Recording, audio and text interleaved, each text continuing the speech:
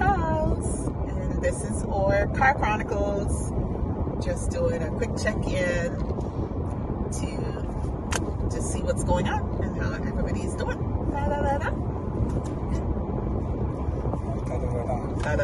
That's just what it is. Alright, so it is pretty dark here. It's going to be stormy in a quick minute. Hopefully we get home before it's stormy.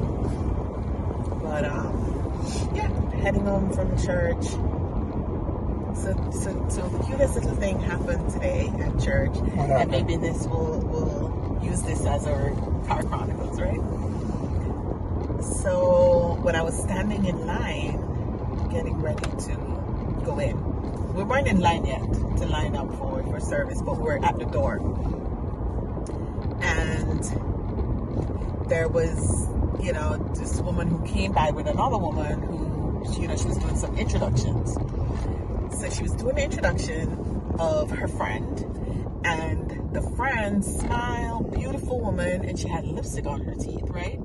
So I recognized the lipstick on her teeth, but I didn't say anything about the lipstick being on her teeth, right? So after that, I thought about, I wonder why sometimes we're so uncomfortable with saying, hey, there's something on your teeth or whatever.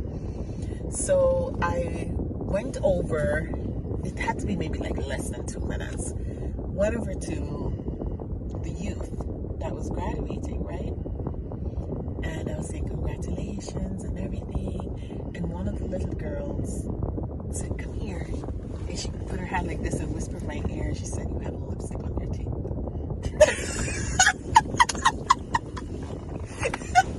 And can you imagine? And first of all, I thought it was the most beautiful, caring thing that she did. It was just like so beautifully done. She was so caring, Wait a minute.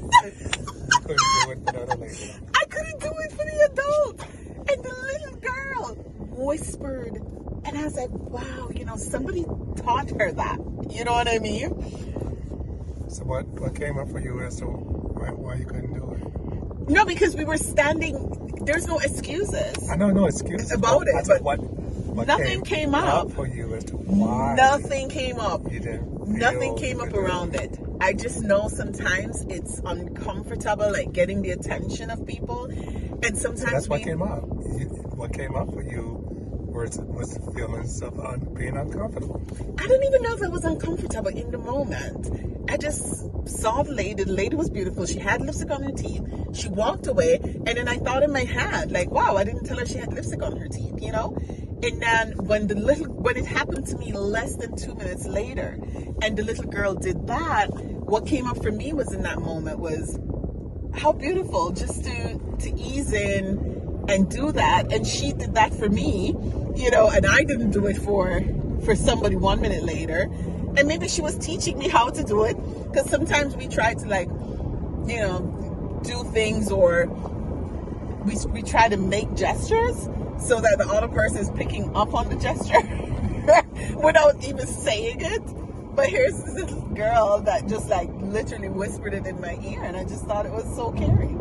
I mean, because didn't you learn like the clues or no? What clues? Like if you're sitting at a dining room table and somebody has like food in their teeth or something in their nose, like you go like this, or you go like this in the hope that the person will follow you.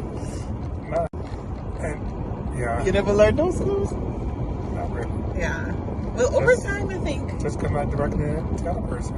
Yeah, but do you say like that little girl did in the ear? Or do you come out directly and say it? It's according to who it is. And well, yeah. I mean, some people just say, look, you got something between your teeth. I know. But isn't it sometimes like uncomfortable? No? That's why I asked you about what came up for you. Because something prevented you from doing it. Mm-hmm. Maybe you was unconscious of it, but I guess because other people was there and they didn't want to bring attention. I don't know. But I just think that in those situations, and maybe somebody can drop a comment, I just think that some people, there's like this unspoken uncomfortableness around saying there's a boo-goo in your nose or, something in your teeth. like there's this uncomfortable thing around that. Yeah. It's different if your hair needs fixing or something. Right, but that's something to think about some more. What prevented you? He's gonna process from being able to do it in the moment. In front of somebody else? Well, like the young lady did. Yeah, I know. She taught me that. Right. And I think now I'm going to do what she taught me. Right. But it's so funny because, like, with you, I'd be, like, either trying to pick it out of your teeth, number one, which then you always feel bad when I'm trying to... Just tell me. Take it out of your teeth. Right. You're always, like, pushing me away or something. No, just tell me. I guess part of what I'm trying to get to is I'm learning, and you should know this from Bernie Brown, about vulnerability. Yeah. That's what I'm trying to get to. The vulnerability, yeah. So there's something there that prevented you from being vulnerable. Yes. And to tap into what that particular emotion was. Yeah.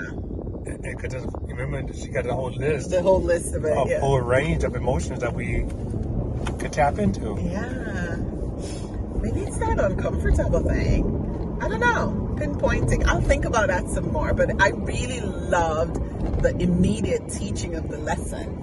Because, I mean, it was it had to be less than a minute. The universe was trying to show you. Yes! Immediately, Charles. I mean, it was like this door to this door. Yeah. Like it just happened and it just moved over. Yeah, I saw when the young lady whispered in my ear.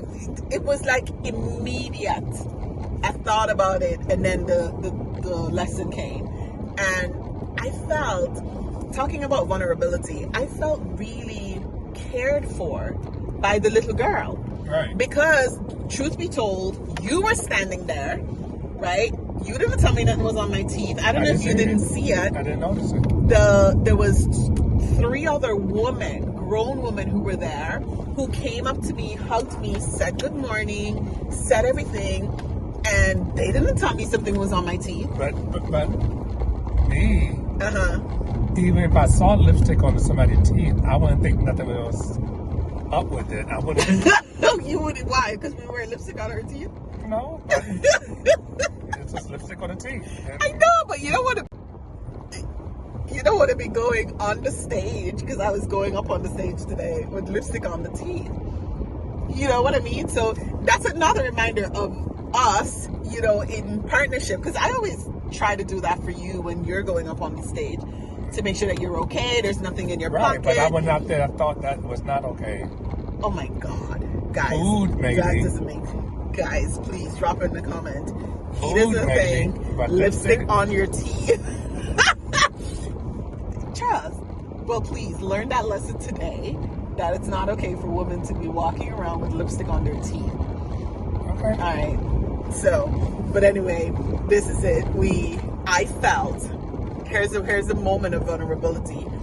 I felt cared for by her, and it's like, it was just so beautifully done, Charles. Yeah, I saw it. It was so beautifully done, and I felt cared for. Right. And so I said to myself, wow, when that happens, rather than thinking like I'm pointing out something wrong about somebody, or what I mean? You do it from a space of care. You do it from a space of care. That was the immediate message. Do it because the way I felt, it was like, wow, I could have done this. I could have done this for the woman. Because, I think, I don't know, women want to know if there's lipstick on their teeth or not. Especially when you're hanging out with people, or you going up on a platform to speak, you want to know if there's lipstick there, So that was a beautiful learning moment, and today, in a really cared for moment by the young people. The young people will teach us, The young people will teach us. They will remind us, because sometimes we probably have, learned it at some point, but then we dropped it, right? In our growing up, we dropped it. So, but that was a good learning lesson.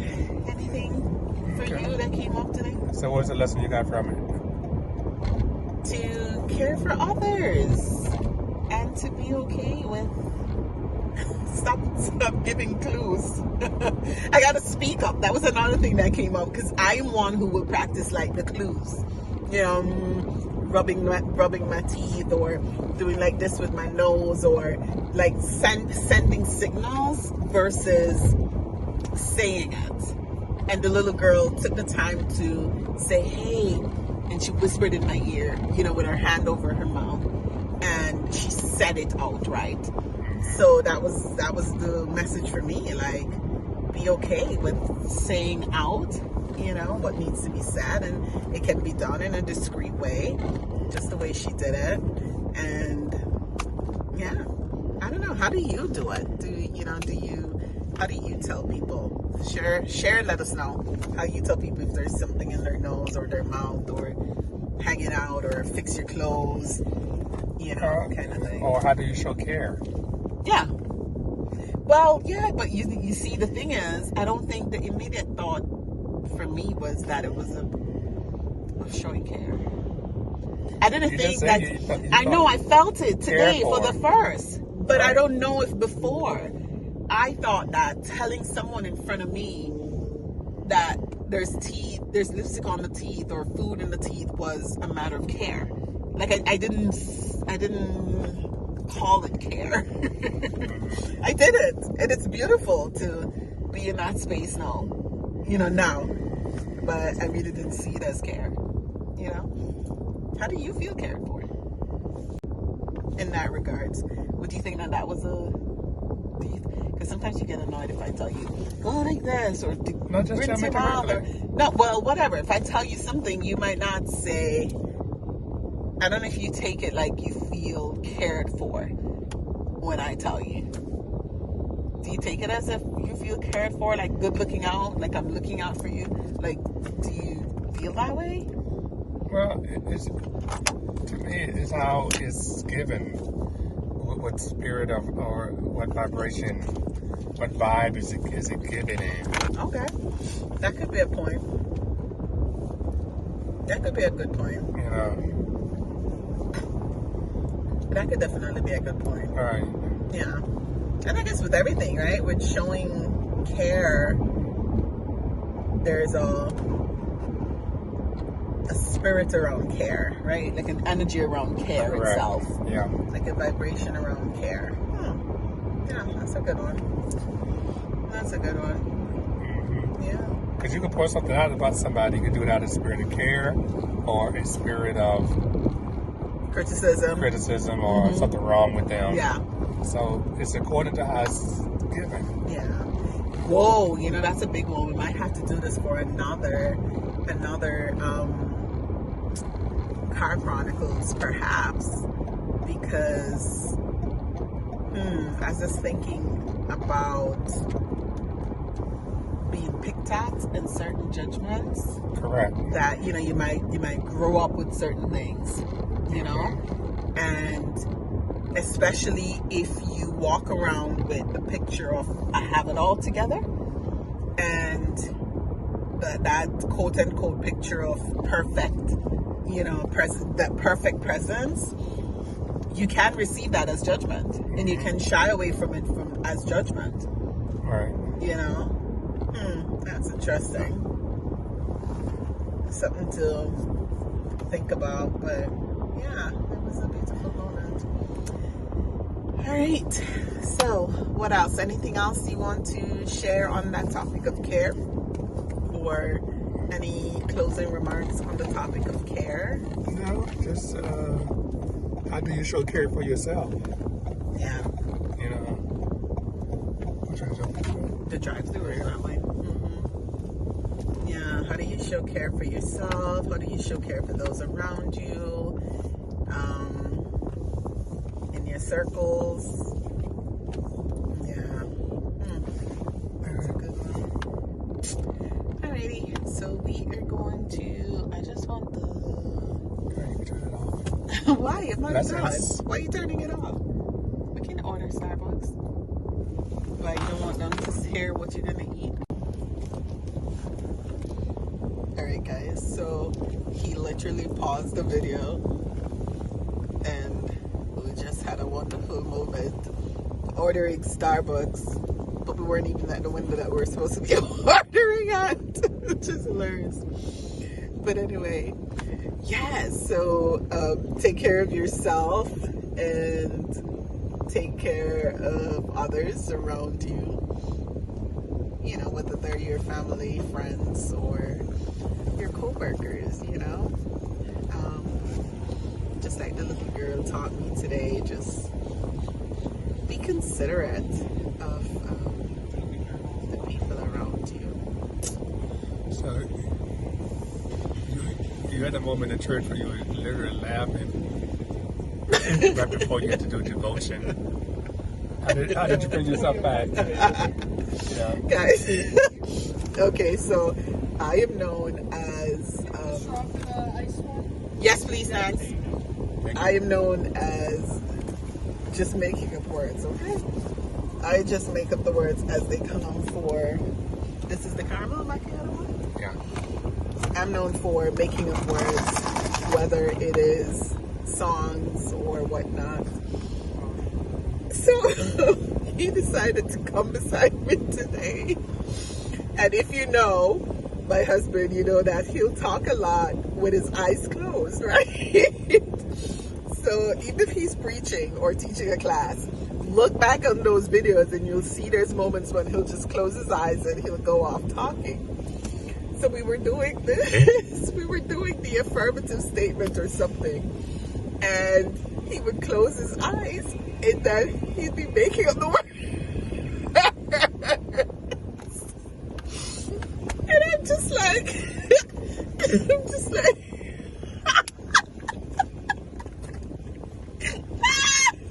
And she was laughing just like that before she had to go up and pray. and I'm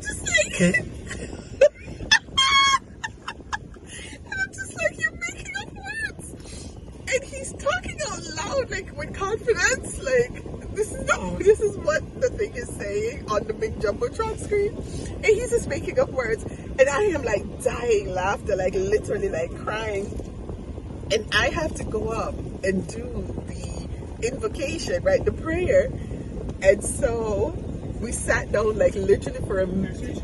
Right. It had to be like less than a second. Not a second. Less than a minute. We sat down and he's like, you need to pull it together. And listen, it takes... All right. Thank you. But it takes me a minute to pull it together when the laugh bug gets me, right? But I had to pull it together. I had to pull it together to go up and do prayer. How was prayer? You're a good presence. You It did was great. good. It was good.